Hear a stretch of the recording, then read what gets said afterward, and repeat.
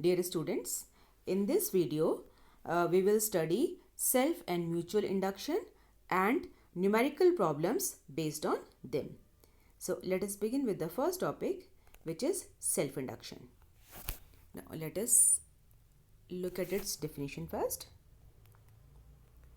Whenever current passing through a coil changes, an EMF is induced in it, which opposes the change in current.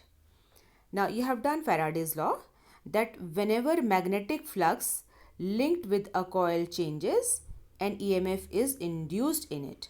Now here, if you have a coil carrying current I, and when this current I produces magnetic field in the core of this coil. So when this current changes, this magnetic field B, which is equal to mu naught Ni. This magnetic field also changes, and you know that magnetic flux is BA or vector B dot vector A. Then this magnetic flux also changes, and changing magnetic flux produces induced EMF. And since all this is happening within a coil, so it is called self-induction, right? And this induced EMF, according to the second law of Faraday's law, this induced EMF opposes the cause of its production.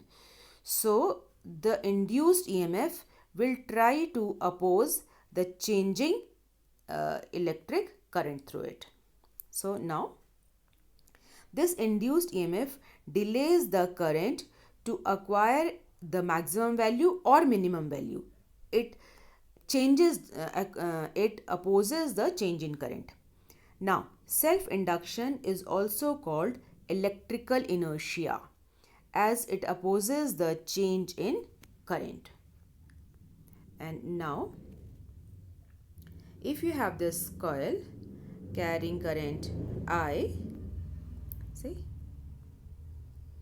then the magnetic flux linked with a coil is directly proportional to the current passing through it, right?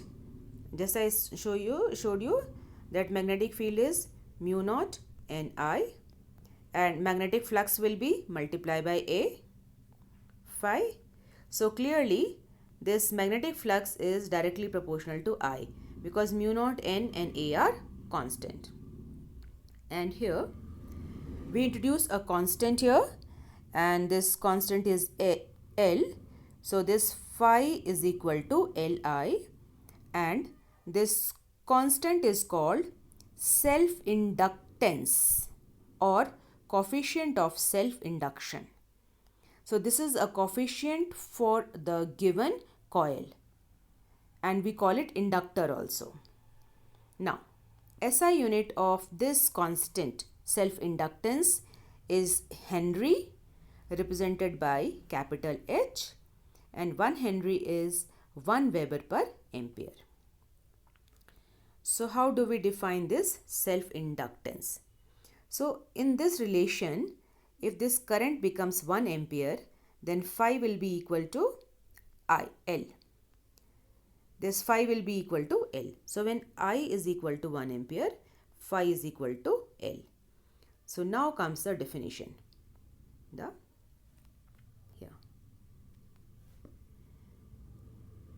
The self-inductance of a coil is numerically equal to the magnetic flux linked with the coil when 1 ampere current flows through it. See, L is equal to phi. So self-inductance is equal to magnetic flux when current is 1 ampere. There is one more way of defining this self-inductance, and let's see what it is. You know that induced EMF is equal to minus d phi by dt, Faraday's law. Put the value of phi here, which is Li, and from here L is constant, so you get induced EMF is equal to minus L di by dt. Di by dt is rate of change of current with time. So from here we can define this self-inductance L again. So when this di by dt is equal to 1 ampere per second, this induced EMF is equal to L or self-inductance. So self-inductance of a coil is numerically equal to the induced EMF in it when the rate of change of current through the coil is 1 ampere per second. So both the definitions are important.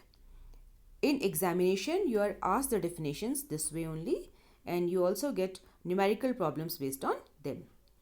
Now we will find out relation for self-inductance of a coil or solenoid. We also call it inductor. So here we have an inductor, you see, or solenoid carrying current I and length L, and when current I passes through it, the magnetic field inside the core is B. So let us have a look. The area of cross section is taken at A. The length of the coil or solenoid is L. The total number of turns is capital N. And magnetic field inside the solenoid, this one, is mu naught Ni, where this small n is number of turns per unit length. And since it has a total n turns, so the total magnetic flux through this solenoid will be NBA. And you know that phi is equal to Li. And this phi is also equal to NBA. So we can put the values. Here. See. So this total number of turns will be number of turns per unit length into the length of the solenoid. The value this B is equal to mu naught Ni, and area A is equal to as such. And then just rearrange the things here and cancel I from both sides. Here you get mu naught N square, okay, LAI, just rearranging the things. I have placed here, and now cancel I on both sides, and then you will get, see, from here you get the self-inductance as mu naught N square LA. You see, we are not getting current anywhere inside this relation. It depends on the number of turns per unit length, the length of the solenoid or inductor, and its area of cross section. So it totally depends on the construction or structure of this solenoid, or henceforth we will call it inductor, right? And you see, when this N increases, this L also increases. With increase in volume of inductor, length into area of cross section, this L increases. And if the core is air core, then you have mu naught. And if some other material is placed inside the core, then the permeability of that material will be placed in this relation. Okay. This derivation is also asked in examination. Now, magnetic energy saved in it. See, magnetic field is placed here, and in when the charge flows through this inductor, some work has to be done, and that gets stored in this as magnetic energy, and that we are going to find out relation for that magnetic energy now. See. Now, induced EMF in this inductor is minus L di by dt. So, at any time, the instantaneous power will be induced EMF E into I. You know that power is equal to V into I. Potential difference into current. So, here it is E. And so, the work done will be equal to integration of this, the small integration of small work done, and the work done is power into time, P dt, right? So in place of P, I have placed EI, you see, and The value of E is L di by dt. We have just used the magnitude of it. So E is L di by dt, I and dt here, and from here you see this is cancelled, and then we are left with, okay, by definition this work done is represented by potential energy U. Okay, and then you get, and the current is increasing from 0 to value I. So we are integrating it from 0 to I, Li di. See, from this relation this is cancelled, you are left with Li di. Okay, so from here L is constant, it is taken out, and integration of I di is I square upon 2. So in this way the relation for magnetic energy stored in an inductor is half Li square, and you can easily compare it with half mv square, the kinetic energy that you do. And see, here the velocity is the rate of motion, and here current is rate of motion of charges, and here m is inertia of a body in motion, and here L is inertia, electrical inertia. Okay, so there is clear cut analogy, that is why we call it electrical inertia. So then the next is energy density in an inductor. So energy density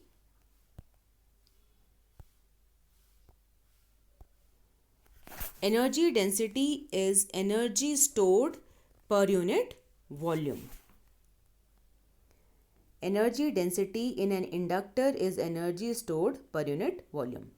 Now we have just done this relation that magnetic energy is half Li square.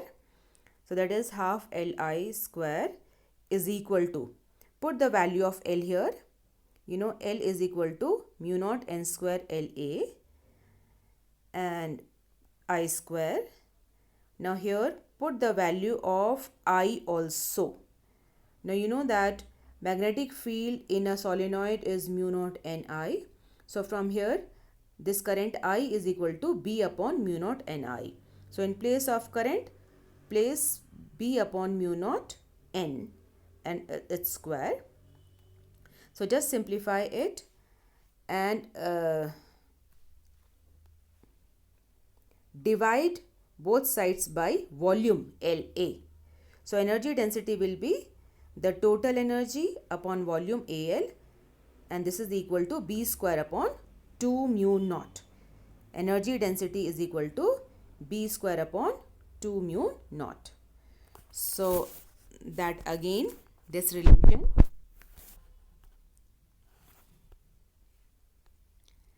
this derivation is also important and you must remember it, and we can easily compare with electrical energy stored in a capacitor, which is half epsilon naught E square. So the electrical energy stored in a capacitor is given by this relation, and magnetic energy stored in an inductor is given by this relation. So half is as it is, or in place of 1 upon mu naught we have permittivity of free space, and magnetic field is replaced by electric field. So when you can compare these two, electrical field and magnetic field, it becomes easier to remember the formulae. Now, mutual induction of two coils. So if we have two coils and like this, one coil is called primary, the other one is called secondary, and current in one coil is passing. So we have this primary coil and current I1 is passing in this primary coil, and another coil, secondary coil, is just wound over this one only, but there is insulation, they are not in direct contact. So when this current is changing, the magnetic field linked with the primary will also change, and this magnetic flux is linked with the secondary coil also. So when the flux through secondary will change, according to Faraday's law, EMF will be induced, and so this galvanometer will show a deflection. And this induced EMF will oppose the cause of its production, and the cause of production here is change in current. So induced EMF will oppose the change in current. This phenomena is known as mutual induction. So whenever current in a coil changes, the magnetic flux linked with the neighboring coil also changes, and an EMF is induced in it.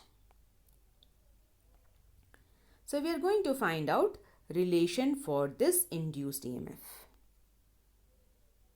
and we are going to find out mutual induction between them. So the magnetic flux linked with the secondary coil is proportional to current in primary coil, right? Clearly the magnetic flux in the secondary is proportional to current in the primary. अगर primary में current बढ़ेगा तो magnetic flux secondary का बढ़ेगा और घटेगा in direct proportion. So putting an equality sign, we get phi 2 is equal to M21 I1. That is, this M21 is a coefficient. It is called coefficient of mutual induction in the secondary coil due to the primary coil. Exactly in the same way, if the secondary coil also had current I2, then any change in current I2 will produce, or any current in I2 will produce a magnetic flux in the primary. So phi 1 is proportional to I2, and phi 1 is equal to M12 into I2. This M12 is constant. It is called coefficient of mutual induction in primary due to secondary, and this M21 is equal to M12, and we can denote it by M. This is called law of reciprocity. So this coefficient of mutual induction or inductance, mutual inductance, has same unit which is called Henry. So the coefficient of self-induction and mutual induction, they both have same unit, that is Henry.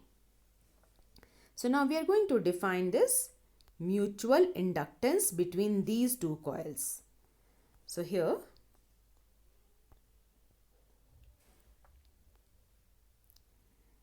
in this relation only, if current I1 is 1 ampere, then phi 2 will become equal to M. That means if the current in primary is 1 ampere, then the magnetic flux linked with the secondary coil will be equal to coefficient of mutual induction or inductance. There is slight difference in spellings, so you should be very clear about it. Induction is phenomena, inductance is a physical quantity, depends on its physical construction also. So coefficient of mutual induction between two coils is numerically equal to the magnetic flux linked with the secondary coil when the current passing in the primary coil is 1 ampere. This definition is asked in examination, and there is one more way of defining it. So here, now induced EMF in secondary coil is equal to minus d phi 2 by dt, and the value of phi 2 is mi1 and m is constant, so it is taken out. So you get induced EMF is equal to minus m di1 by dt. Now when this di1 by dt, that is rate of change of current, is 1 ampere per second in primary coil, then induced EMF in secondary coil is equal to M. So, the coefficient of mutual induction between two coils is numerically equal to the induced EMF in the secondary coil when the rate of change of current in the primary coil is 1 ampere per second. So I hope you understand. And now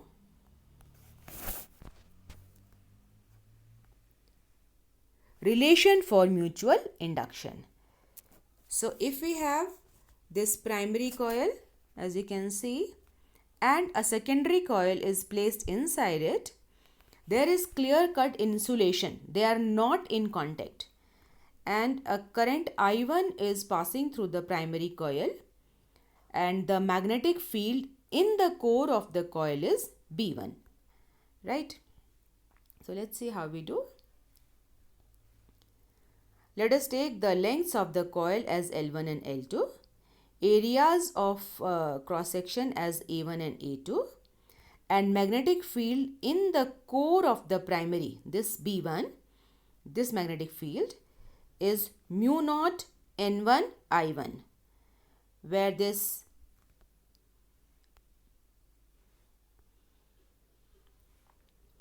N1 is number of turns per unit length in the primary. So B1 is equal to mu naught N1 I1, and then magnetic flux linked with the secondary. See, this magnetic field is passing through the secondary coil, and the magnetic field in the inside a coil is constant. So the magnetic flux linked with the secondary coil phi 2 is equal to total number of turns in secondary, which is N2, into magnetic field B1 into area of secondary coil A2. So the value of N2, capital N2, is number of turns per unit length into length of the secondary, and the value of B1 is placed from here, mu naught N1 I1, and this is area of the secondary coil.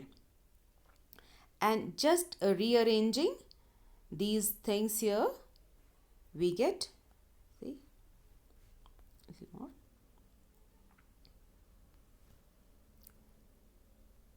phi 2 will be equal to mu naught N1 N2, place L2 A2 together into I1, and this is equal to M I1 according to definition. So if you compare both sides, this current I1 is cancelled, and we are left with coefficient of mutual induction M is equal to mu naught N1 N2 L2 A2. This L2 A2 is volume of the secondary coil, which is placed well inside it. And we can change its form also, like M will be equal to mu naught, and this small n, number of turns per unit length in primary, is equal to total number of turns upon its length. Total number of turns upon its length. What is happening here? Okay. N2 is total number of turns in secondary upon its length into L2 A2. This is volume of the secondary coil, which is placed well inside it. Now when you simplify it, this L2 and L2 are cancelled, and M is equal to mu naught N1 N2 upon L1 into A2. Now if you look at it, this A2 is the common area of cross section between the coils, and L1 is the longer length. So let's have a look here now. See.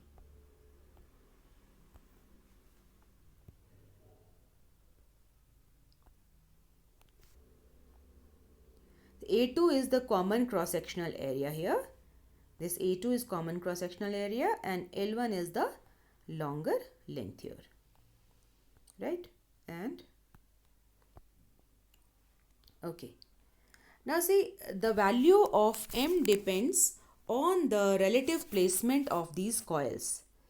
So, if the flux linkage is 100%, then M is equal to under root L1 L2. See, each coil has its own self induction also. So, mutual induction is equal to under root L1 L2 for 100% flux linkage. And 100% flux linkage can be shown like this. When the coil are wound over the same core and they have equal length and equal area of cross section, then it is 100% flux linkage and M is equal to under root L1 L2.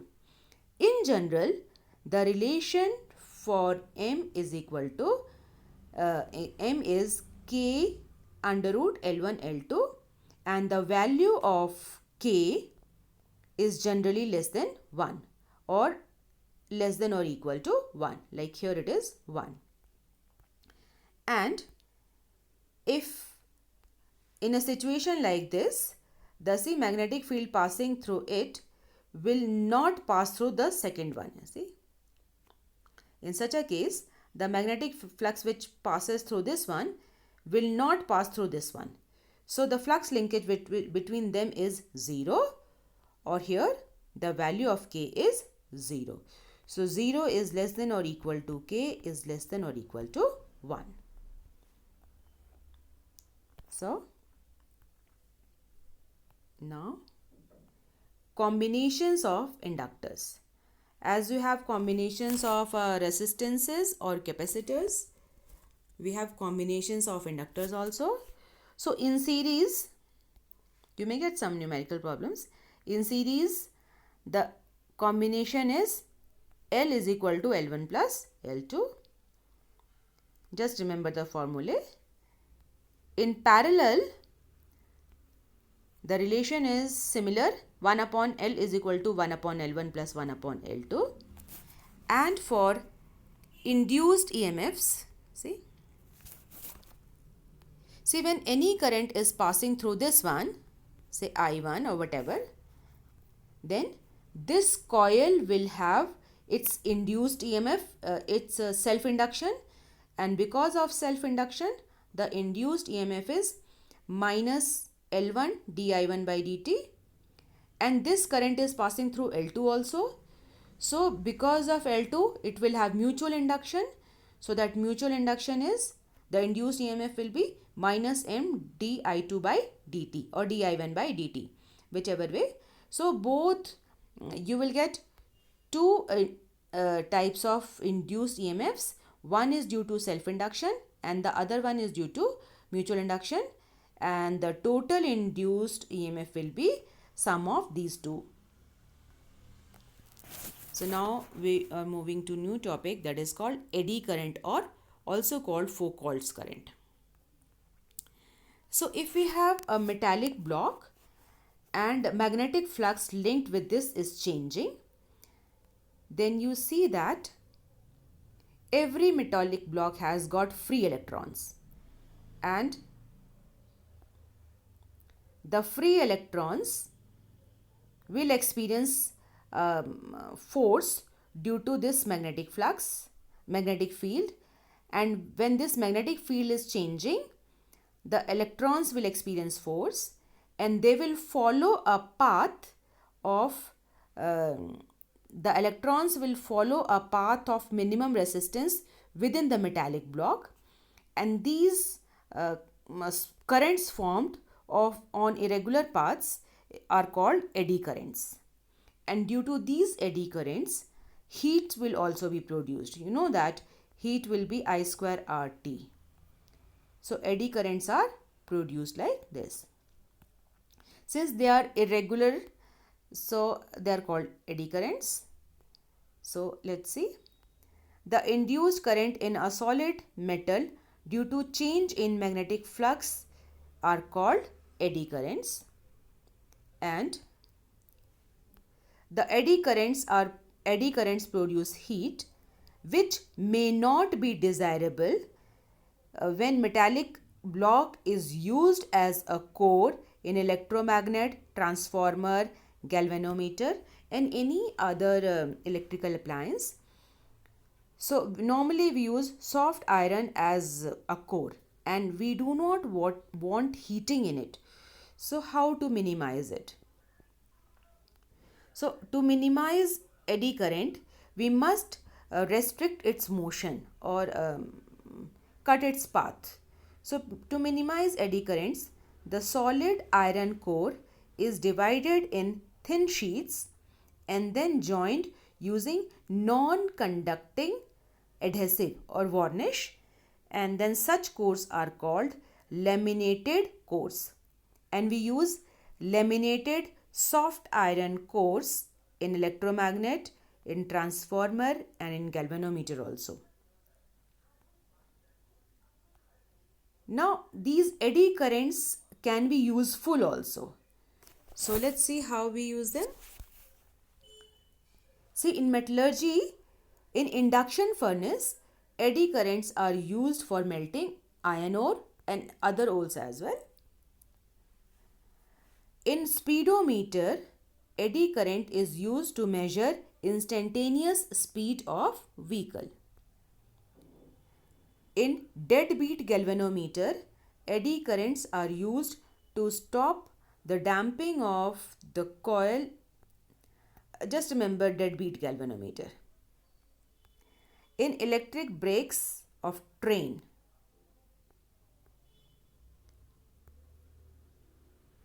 in energy meter, watt meter, to measure the consumption of electrical energy. And now comes a numerical problem. This is your NCERT unsolved problem. So let us look at the question. The current in a circuit falls from 5 ampere to 0 ampere in 0.1 second. If an average EMF of 200 volt induced, give an estimate of self-inductance of the circuit. So you know the relation. The initial current is I1, the final current is I2. The current changes from 5.0 ampere to 0.0 ampere. Now time taken for this fall is 0.1 second and induced EMF is 200 volt. So write the formula.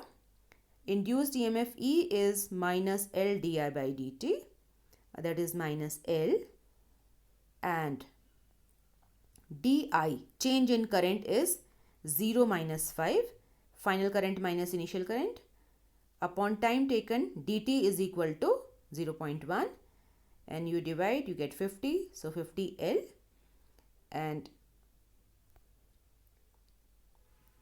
the induced EMF is given to be 200 volt.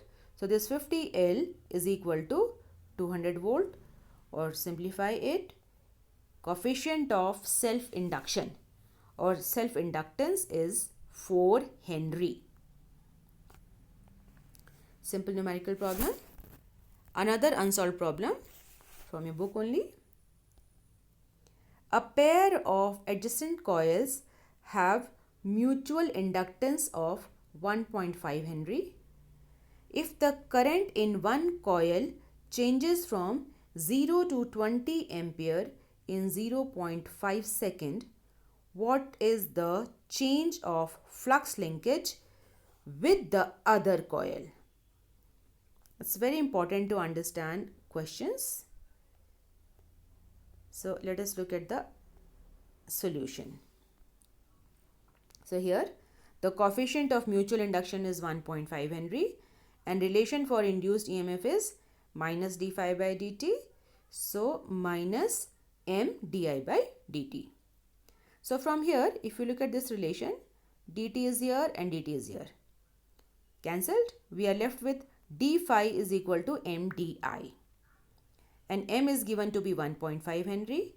And change in current, you see, 0 to 20 ampere. So now to 20 minus 0. I don't have to use this time. Not required. So change in EMF is, simplify, it is 30 Weber. See, it is magnetic flux. So unit is Weber. Very simple problem. And now another problem, unsolved problem only.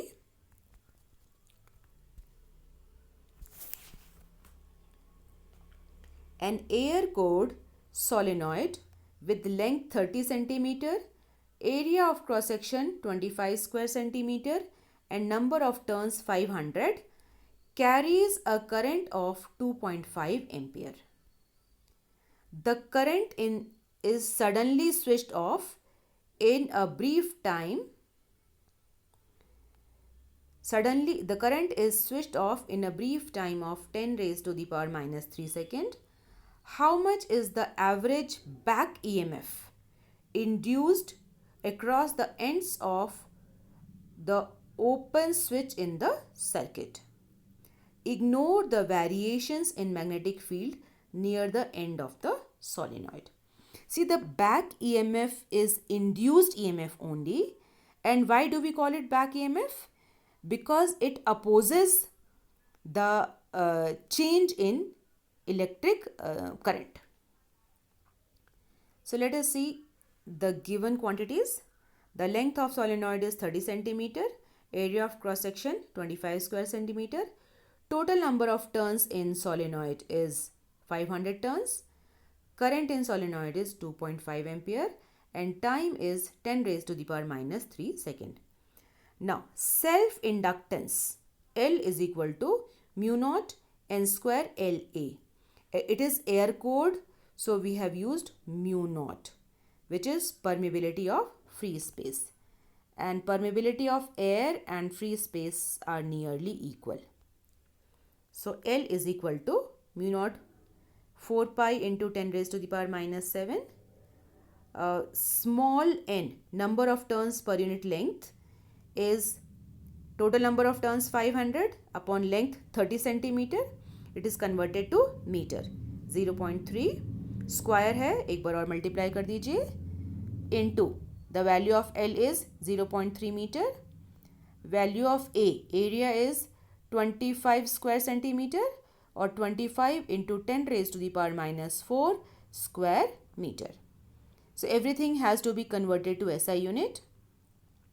Simplify it and the value of inductance comes out to be 2.61 into 10 raised to the power minus 3 Henry.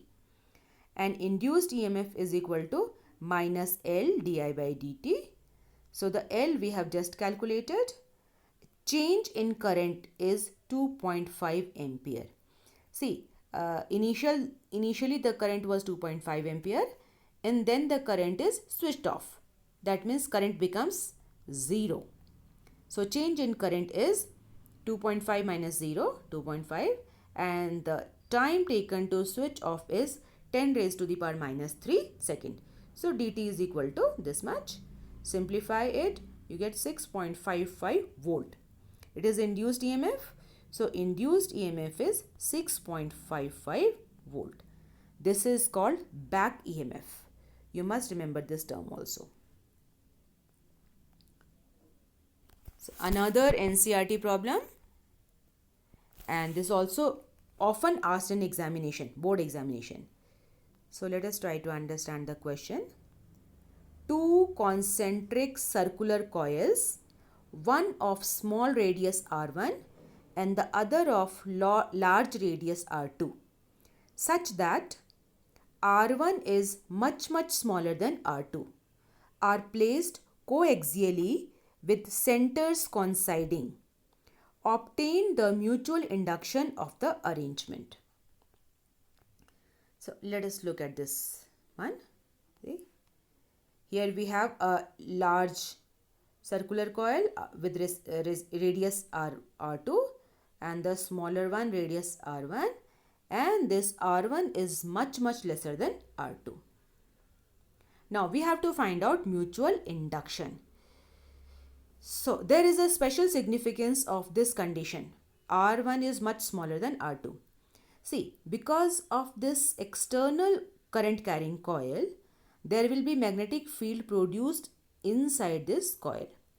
And now this magnetic field at the center is it has certain value, and we can take, since the magnetic field throughout will be varying, changing, but since this R1 is much smaller, we can take that magnetic field as nearly constant within the smaller circular loop, circular coil.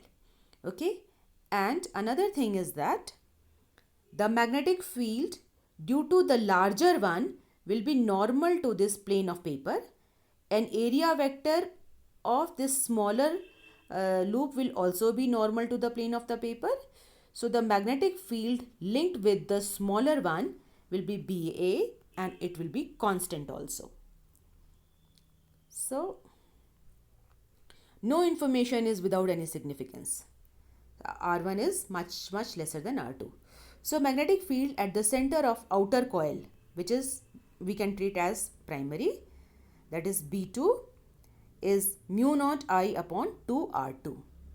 Now as radius of smaller coil, we can treat as secondary coil, is much smaller, so magnetic field through it can be considered as constant.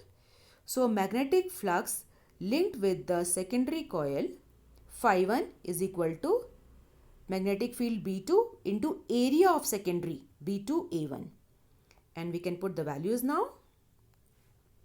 So magnetic flux with the secondary coil, the inner one, is Mi, and it is also equal to B2 into A1. The value of B2 is this one, and the area of smaller circle is pi R1 square, and you can simplify it, and the value of magnetic, this coefficient of mutual induction M, is mu naught pi R1 square upon 2 R2.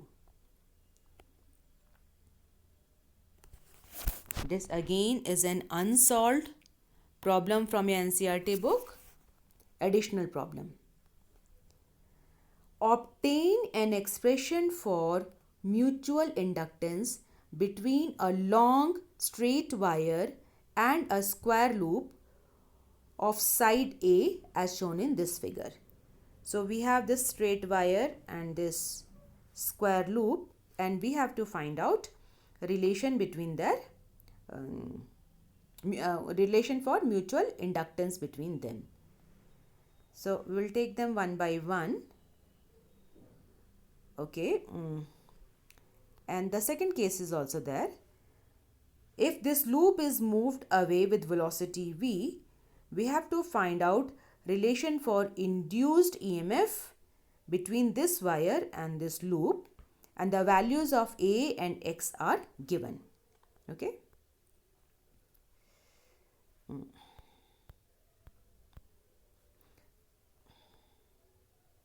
See, the given diagram is this one. I hope you have understood the problem. Okay. See, here we have a current carrying conductor, and because of this, magnetic field is produced everywhere. You know that. Okay. The value of magnetic field due to this current carrying conductor is mu naught I upon 2R. It is given by this relation. So with distance, this magnetic field will go on decreasing, but this magnetic field is linked with this square loop. So these two will have mutual induction. So when this loop is moved, the magnetic field linked with this loop, the magnetic flux linked with this loop will change, because magnetic field is changing throughout. So current will be induced in this square loop, and that means there is mutual induction between them. So we are going to find out that mutual induction also. So let us imagine, since magnetic field is not uniform, we are going to take a small strip of this square loop at distance r from this straight conductor, and let the thickness of this thin loop is dr. So we have considered a very thin loop here, dr. Okay, and we can assume that in this small distance dr, the magnetic field B is constant, and then we can work on it. So I hope the question is clear to you and situation is clear to you. So solving the first part. The magnetic field at distance r from the straight current carrying conductor is given by this relation, mu naught I upon 2 pi r, and area of the strip dA is equal to this length A into width dr, A into dr. So magnetic flux linked with area element d phi, small magnetic flux, will be magnetic field into dA. And you can see that the area vector and magnetic field are along the same direction. So B dot A will become B dA. Put the value of B here and area dA here, and the total flux will be integration of this whole thing. So now the total flux phi will be integration of mu naught IA upon 2 pi r dr, and the value of, see, the value of r varies from this x to x plus a. See, the smallest possible value is x and the largest possible value is x plus a. So that is the limit of integration. So let's see. So the total flux is integration from x to x plus a, and put the values from here d phi, and see, since we have dr here for integration, so limits of r will be placed here, and take all the constants outside. So mu naught IA upon 2 pi is outside, and inside we are left with 1 upon r dr, and integration of 1 upon r is log r to the base e, and limits x to x plus a. And now when we put the values here of upper limit and lower limit, you see, so now the total flux is given by this one, and putting the upper limit and lower limit, you will get phi is equal to this whole constant as it is, and inside you get log x plus a minus log x, right? And a relation for logarithm for minus a, you know, log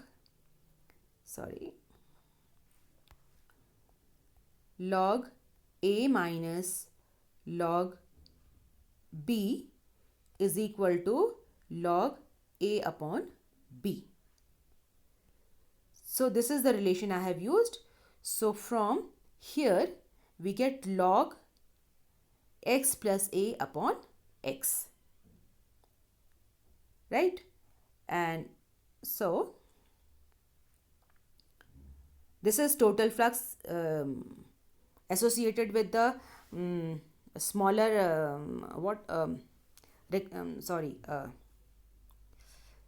square loop, and according to this relation phi is equal to mi, and put this equal to this one. This current I cancelled from both sides. So coefficient of mutual induction or mutual inductance between the straight wire and the square loop is given by this relation, mu naught a upon 2 pi log x plus a upon x. An interesting problem. Now let us move on to the second part, and before that let us give it a reading here. The second part here. Assume that straight wire carries current of 50 ampere. This is given to you, and the loop is moved to right with constant velocity 10 meter per second. This is given to be 10 meter per second, and this is 50 ampere. And calculate the induced EMF in the loop at the instant when x is equal to 0.2 meter. This x is equal to 0.2 meter and take A as 0.1 meter. So now all the values are given to us. X is given, A is given, this current is given and this velocity is given, and we have to find out induced EMF. So using all these values, let us look at the second part of solution. So here induced EMF is minus d phi by dt, and that is minus m di by dt. So when you do it, this is phi here. So when you do d phi by dt, take the constant outside. So minus mu naught I a upon 2 pi d by dt of this log. So d by dt of this log, and this log can be written as log of numerator upon minus log of denominator. So log of x plus a minus log of x only to the base e. This exponential will remain there, right? And then we will find differentiation of this part minus differentiation of this part.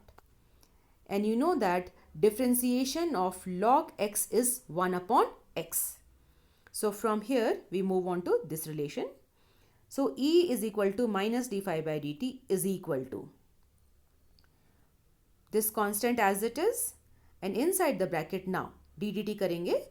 So for the first one we get 1 upon x plus a. For the second one we get minus 1 upon x, and we are differentiating it with respect to time t. So I have to bring this dx upon dt also. These two have been differentiated with respect to x, and we have to differentiate with respect to t. So we have to bring this term dx upon dt also. This you will learn in your calculus. Now this dx by dt is velocity of the loop which is given to you. So we can put all the values now here. The value of mu naught is 4 pi into 10 to the power minus 7. The current I is 50 ampere. The value of A is 0.1 meter upon 2 pi as it is.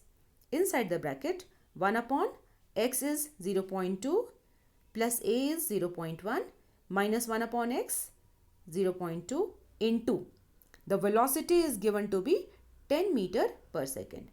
So simplifying all this, the induced EMF comes out to be as 1.67 into 10 raised to the power minus 5 volt. So this can be treated as a HOTS problem, a very interesting problem. So with this I come to the end of this video, and I hope that it is useful to all of you. Thank you very much for watching this video.